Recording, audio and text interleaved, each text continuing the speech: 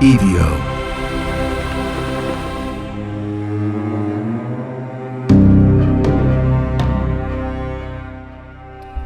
The mountains above the valleys are silent, but the forests below them are not. When these Winter Olympics come to the Alps, cameras sweep across white peaks and frozen ridges. The world sees openness, air, light, vastness. But just below those slopes, beneath the clean lines of ski runs and the open sky, the land changes. Trees close in, light thins, sound travels strangely. Snow doesn't lie flat in the forest. It clings to branches. It hangs heavy. It muffles footsteps while amplifying echoes. A snapped twig can sound like a footstep. Wind through pine needles can mimic a distant cry. And when dusk falls, it doesn't fade gradually. It drops. In alpine valleys, winter forests have always been places of unease. Not because of what you see, but because of what you hear. For centuries, villagers in parts of northern Italy told of something that lived at the edges of the woods, something small, fast, and wrong. A presence that followed travelers who stayed too late. A voice that called from the trees in tones that didn't belong to wind, animal, or human throat.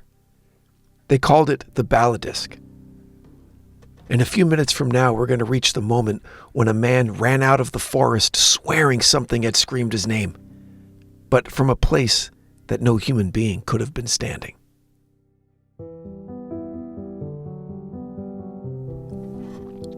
Welcome back to The Devil Within. Last time we stood above the tree line, in the open silence of snow and stone. Tonight, we descend into the valleys, where winter closes in and fear has walls made of bark and snow. And if you're drawn to stories that explore not just events, but the emotional and psychological terrain beneath them, following this show helps others find these deeper journeys too. A rate and review does more than you know. So there's a line from the poet Mary Oliver about forests being places where the soul must walk quietly. Because in the woods, the world doesn't widen, but it does listen back. Welcome back. This is the thing that screams from the trees. Chapter 1, where the trees close in. If the high mountains make you feel exposed, then the winter forest makes you feel enclosed. Above the valleys, the Alps open wide, sky, snow, distance. But below those bright ridgelines, where the slopes descend into northern Italy's pre-alpine valleys, the land tightens. Forest climbs the hillsides in dark layers, tree after tree after tree, until the world is no longer horizon and air, but bark and shadow. In summer, these woods breathe. Light filters through leaves, birds move branch to branch, trails feel worn, familiar, lived in. You can see where you are, you can see where you've been and where you're going. But winter changes all that. Snow doesn't fall gently into a forest. It gathers. It clings to branches until they bow inward, narrowing paths that once felt open. The canopy traps sound and then bends it. Your own footsteps dull beneath you. But distant noises, they carry strangely. A falling branch echoes as if it snapped right next to your ear. Wind slipping through needles in tones that almost feel desperate. In the valleys above Lombardy and the pre-alpine region stretching toward the Dolomites, people have lived with these forests for centuries. Wood meant heat. Game meant food. Trails through the trees were arteries between villages when higher passes were buried under snow. Children learned early how to move quietly through drifts, how to recognize the difference between fresh animal tracks and older ones filling with powder, how to judge how much daylight remained by the color of the sky through branches. And they learned something else, not to stay too long once the light began to fade. Because dusk in a winter forest doesn't drift, it drops. One moment the world is gray, the next the trunks turn black and depth disappears. The path you've walked your entire life begins to look like every other path. Familiar clearings flatten into identical shapes. The forest stops looking like a place you pass through and starts feeling like something that you are inside. It was in this tightening world that stories of the Baladisc took shape. The name shifts slightly depending on the valley and dialect, but the presence remains consistent. A small, hunched figure at the edge of sight. A shape that seems to move just beyond clear focus. Sometimes described as covered in dark fur, sometimes as just a shadow that detaches from the trees. Never large, never grand, and always close enough to feel possible. But the detail that stayed with people wasn't its form. It was its voice. Accounts passed down through generations speak of sounds that didn't match any known animal in the region. Not wolf or fox or owl. A high, thin cry that wavered between something human and something else. Some said it called people's names, softly at first, like someone lost and searching. Others said it screamed without words, a sound that seemed to vibrate inside the chest rather than simply enter through the ears. And in most stories, the Baladisc didn't attack. It drew, it lured. A man walking home late from a neighboring village hears his sister's voice call from deeper in the trees. A woman gathering fallen branches hears a child crying beyond the path. A boy trailing behind his father swears he hears his own name whispered from a stand of pines where no one stands. See, the danger wasn't claws, it was direction. Step off the packed path even a few feet, and winter hides the ground's true shape. Snow smooths over ditches, over roots, over sudden drops. A twisted ankle in deep cold becomes more than an injury. It becomes stillness, and stillness in winter woods can become fatal. So the Baladisc became explanation. When someone didn't return before nightfall, when tracks wandered in circles before disappearing, when a body was found not far from a path, but still somehow unseen, the story provided a framework. The forest had called them. Something inside it had lured them just far enough away from safety. Like the tatzelworm above the snow line, the Baladisc served as warning wrapped in shape. Don't follow voices into the trees. Don't trust sound when snow and branches bend it. And don't assume that because you know the path in summer, that you're going to know it in winter. Because forests do something that mountains don't. They remove the horizon. In the high Alps, you can see how small you are. In the woods, you can't see far enough to understand scale at all. Every direction feels equally possible. Every direction feels equally wrong. Again, Mary Oliver wrote that the forest is a place where the soul must walk quietly, a place that listens back. But winter forests do more than listen. They also speak. In cracks of ice inside trunks, in groans of branches bending under weight, in wind that threads through needles and turns air into something almost articulate. And when the human brain, wired to recognize voices, hears something that almost sounds like a call, it just fills in the rest. The Baladisc may never have been a creature crouched behind a tree, but the fear it represented was real. Because in the winter forest, losing your way doesn't require drama. It only requires a single step off the path after the light goes out. Chapter 2. The Sound That Knows Your Name. By the time the Baladisc entered written record, the forests had already been whispering about it for generations.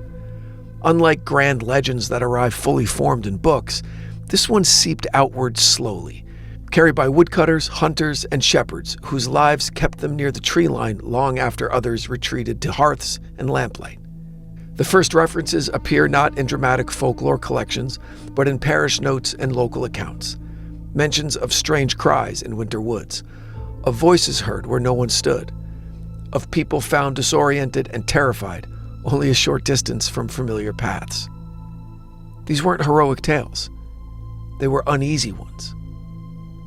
One early account from a Lombard valley in the late 1800s describes a man named Carlo who left a neighboring village after sunset despite warnings.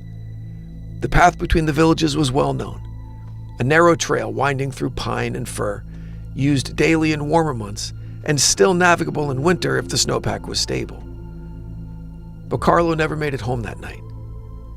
Searchers went out at first light, following his tracks where they crossed a clearing before entering dense trees. The footprints were steady at first, boot, walking pole, boot, walking pole, until they veered off the packed trail toward a darker stand of trunks. And there the pattern changed. His steps grew uneven, wandering in arcs as if he had been turned in place more than once. The snow showed signs of slipping, scrambling, a fall, but there were no signs of a second person, no animal tracks, no indication of struggle beyond the confusion of his own path. And they found him less than 100 yards from the trail, alive, but barely conscious. Fingers stiff with cold and frostbite, eyes wide with the kind of fear the searchers later struggled to describe. When he could speak, Carlo insisted he had heard his mother's voice calling from the trees. His mother had been dead for 6 years. Stories like this carried a particular weight because they unfolded in spaces people believed they understood. These weren't remote peaks or unknown passes. They were everyday routes between communities, paths walked in summer with baskets of produce and shared news. The idea that something in the forest could bend perception enough to lead a person astray so close to safety unsettled people in a different way than the dangers of high mountains, because it made the familiar feel unreliable. By the early 20th century, reports of calling voices in the winter woods became common enough that some local guides included warnings in their instructions to visitors. Not because they believed in a creature with claws or fangs, but because they recognized a pattern. People traveling alone at dusk were more likely to leave the trail, more likely to panic when visibility dropped, more likely to follow a sound that felt directional even when it wasn't. We know sound behaves strangely in snow-heavy forests. Snow absorbs certain frequencies while amplifying others. A voice carried on wind can appear to come from a different direction than its actual source. Branches bending and releasing under weight can produce sharp cracks, followed by drawn-out groans that mimic distress calls. Animals, too, make noises in winter that are rarely heard in other seasons. Foxes shrieking, owls calling in long, low notes that resonate between trunks. The human brain is exquisitely tuned to detect voices. Even fragments of sound that resemble speech can trigger recognition pathways, convincing us we've heard our own name or a familiar voice. In isolation under stress, that tendency grows stronger. The mind always leans toward meaning, and once meaning forms, it really becomes hard to shake. There's a particular kind of fear that comes not from seeing something clearly, but from half perceiving it. A shape at the edge of vision, a sound just shy of language.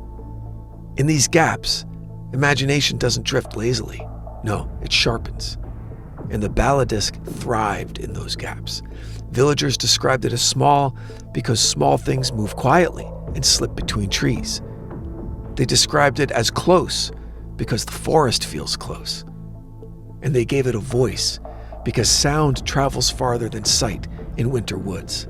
In telling and retelling, the Baladisc became less a single creature and more a presence. A shorthand for the way the forest could turn perception against you. Don't follow the Baladisc, a parent might say, meaning don't chase sounds into darkness. Don't trust your ears more than your memory of the path. But sometimes, even experienced woodsmen felt the pull. There are accounts of hunters who swore they heard footsteps pacing them just out of sight. Of woodcutters who reported their own names whispered from behind them when no one stood there. Of travelers who described the sensation of being gently steered off course, as if the forest itself nudged them away from safety. Most made it back, but a few didn't. And in the stories that followed, the Baladisc's voice grew clearer, closer, and more deliberate. Because when someone vanishes in open mountains, we blame distance. When someone vanishes in a forest they've walked since childhood, well, we look for something that called them away. Something that knew their name.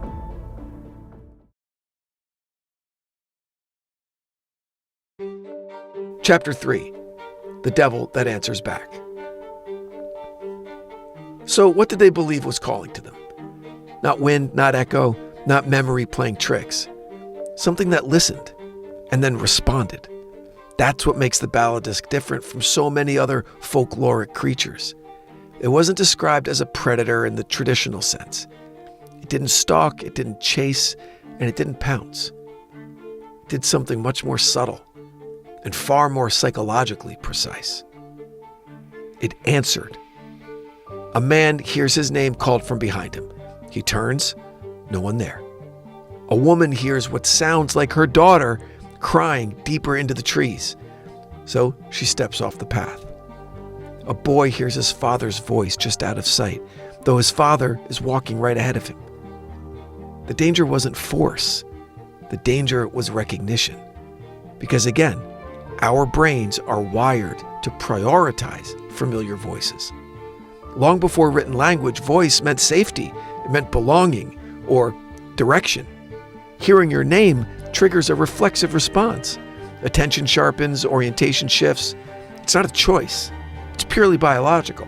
Now place that reflex in a winter forest. Visibility low, sound bending unpredictably, breath shallow in cold air, fatigue setting in from moving through snow. The mind's already strained, already searching for signals of safety.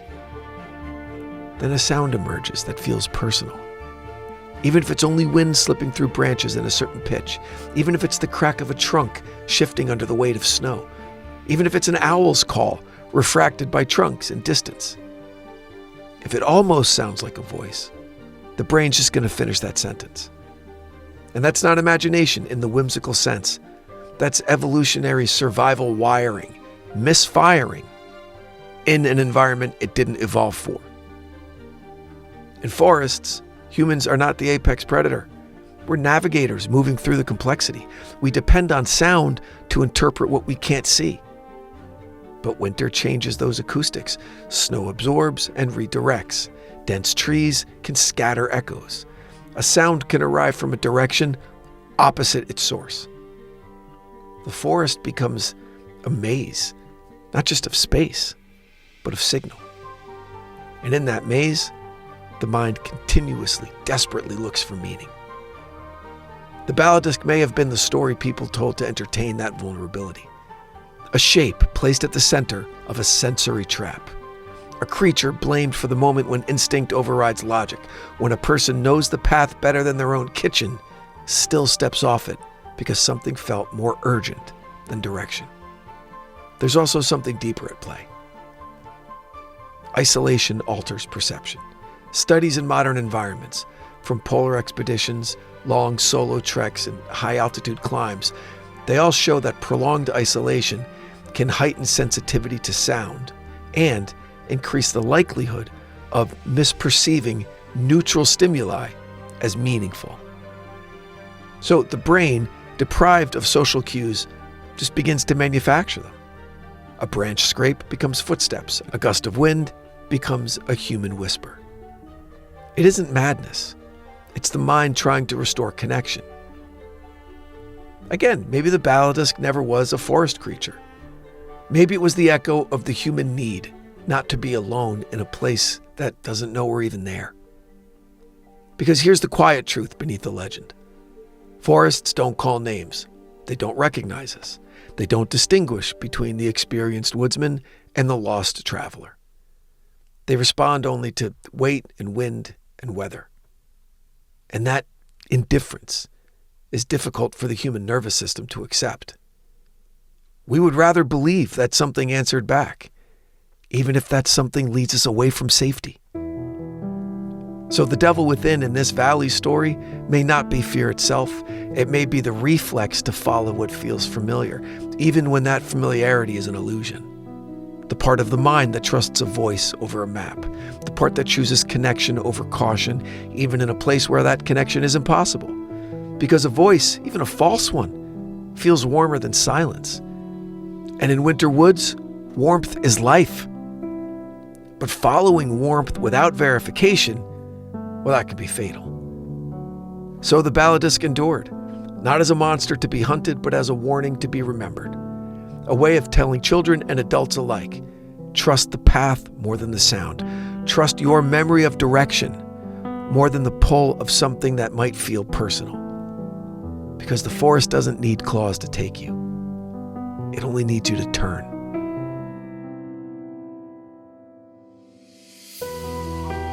When the Winter Olympics sweep through the Alps, we see open slopes and clean lines. We see athletes cutting through space with certainty, every turn calculated, every movement measured. It feels like proof that the mountains and the forests below them have been mastered. But beyond the courses and the cameras, winter still closes in the same way it always has.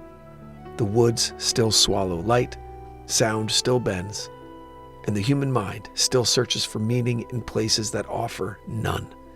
Sure, maybe the Baladisc never waited behind a tree.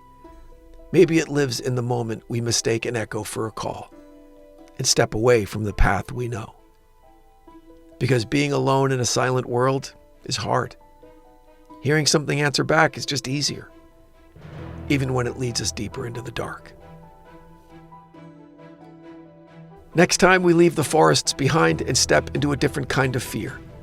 Not one born from landscape, but of belief. Because in the Alps, the devil didn't only whisper from trees. Sometimes people believed that he spoke from within. The Devil Within is an EVO production recorded live at Bel Air Studios in Los Angeles, California. For The Devil Within, I'm your writer and host, Brandon Morgan.